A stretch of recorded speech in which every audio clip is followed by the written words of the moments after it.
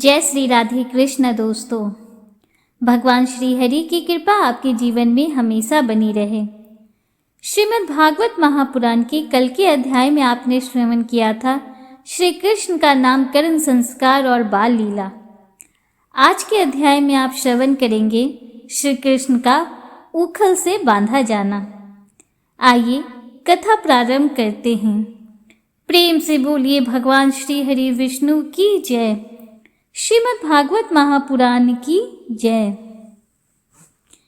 श्री सुखदेव जी कहते हैं, परीक्षित, एक समय की बात है।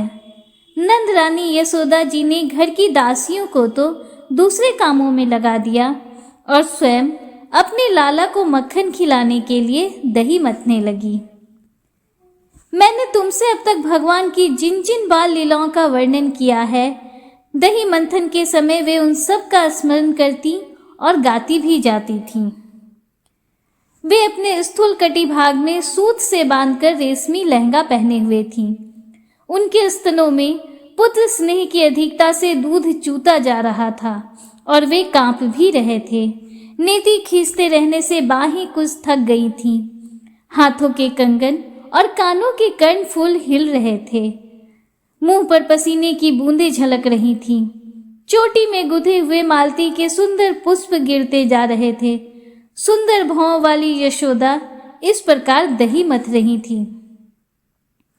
उसी समय भगवान श्री कृष्ण स्तन पीने के लिए दही मथती हुई अपनी माता के पास आए। उन्होंने अपनी माता के हृदय में प्रेम और आनंद को और भी बढ़ाते हुए दही की मथनी पकड़ ली तथा उन्हें मथने से रोक दिया। श्री कृष्ण माता यशोदा की गोद में चढ़ गए। वात्सल्य स्नेह की अधिकता से उनके स्तनों से दूध स्वयं झर रहा था। वे उन्हें पिलाने लगी और मंद मंद मुस्कान से युक्त उनका मुख देखने लगी। इतने में ही दूसरी ओर अंगीठी पर रखे हुए दूध में उफान आया। उसे देखकर यशोदा जी उन्हें अतृप्त ही छोड़कर जल्दी से दूध उतारने के लिए चली गईं। इससे श्री कृष्ण को कुछ क्रोध सा आ गया। उनके लाल लाल होंठ फड़कने लगे। उन्हें दांतों से दबाकर श्री कृष्ण ने पास ही पड़े हुए लोढ़े से दही का मटका फोड़ फाड़ डाला। बनावटी आंसू आंखों में भर लिए और दूसरे घर में जाकर अकेले में बासी माखन खाने लगे। यशोदा जी ओटे में से दूध को उतारकर फिर मथने के घर में चली आईं। वहां देखती हैं तो दही का मटका टुकड़े टुकड़े हो गया है। वे समझ गईं कि यह सब मेरे लाला की ही करतूत है। साथ ही उन्हें वहां न देखकर यशोदा माता हंसने लगी। इधर उधर ढूंढने पर पता चला कि श्री कृष्ण एक उल्टे हुए उखल पर खड़े हैं और छीके पर का माखन ले लेकर बंदरों को खूब लुटा रहे हैं। उन्हें यह भी डर है कि कहीं मेरी चोरी खुल ना जाए, इसलिए चौकन्ने होकर चारों ओर ताकते जाते हैं। यह देखकर यशोदा रानी पीछे से धीरे धीरे उनके पास जा पहुंची। जब श्री कृष्ण ने देखा कि मेरी मां हाथ में छड़ी लिए मेरी ही ओर आ रही है, तब झट से ओखली पर से कूद पड़े और डरे हुए की भांति भागे। परीक्षित, बड़े बड़े योगी तपस्या के द्वारा अपने मन को अत्यंत सूक्ष्म और शुद्ध बनाकर भी जिनमें प्रवेश नहीं कर पाने की बात तो दूर रही, उन्हीं भगवान के पीछे पीछे उन्हें पकड़ने के लिए यशोदा जी छड़ी लेकर दौड़ी।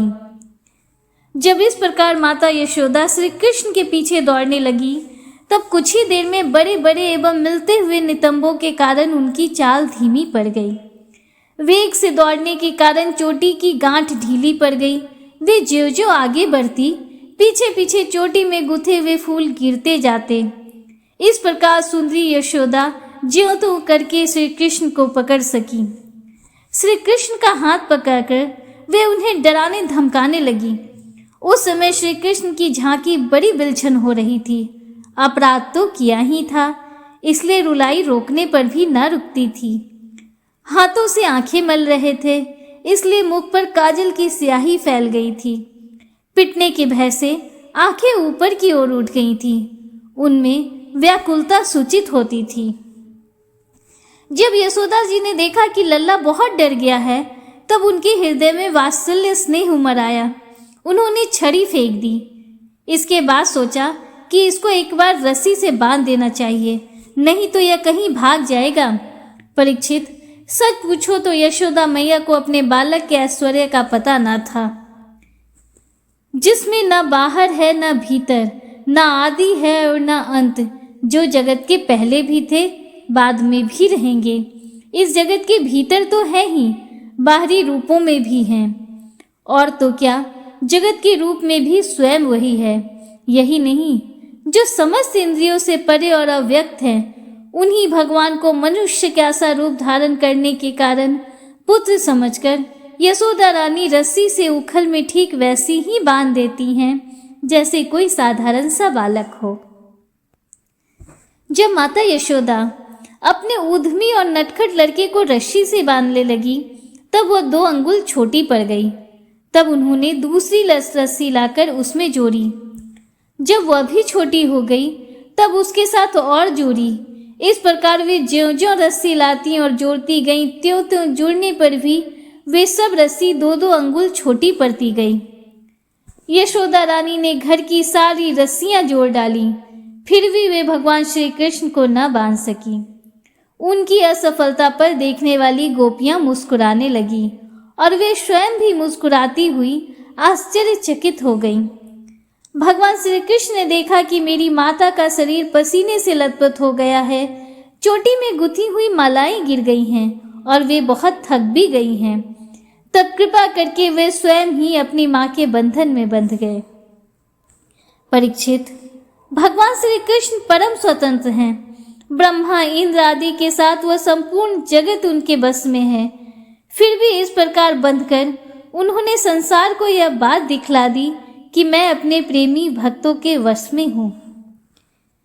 ग्वालिनी यशोदा ने मुक्तिदाता मुकुंद से जो कुछ अनिर्वचनीय कृपा प्रसाद प्राप्त किया, वह प्रसाद ब्रह्मा पुत्र होने पर भी, शंकर आत्मा होने पर भी और वक्षस्थल पर विराजमान लक्ष्मी अर्धांगिनी होने पर भी ना पा सकी और ना पा सके।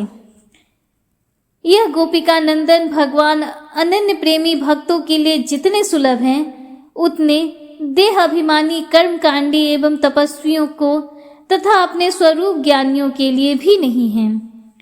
इसके बाद नंद रानी यशोदा जी तो घर के काम धंधों में उलझ गईं और उखल में बंधे हुए भगवान श्याम सुंदर ने सोचा उन दोनों अर्जुन वृक्षों को मुक्ति दे दी जाए, जो पहले यक्षराज कुबेर के पुत्र थे।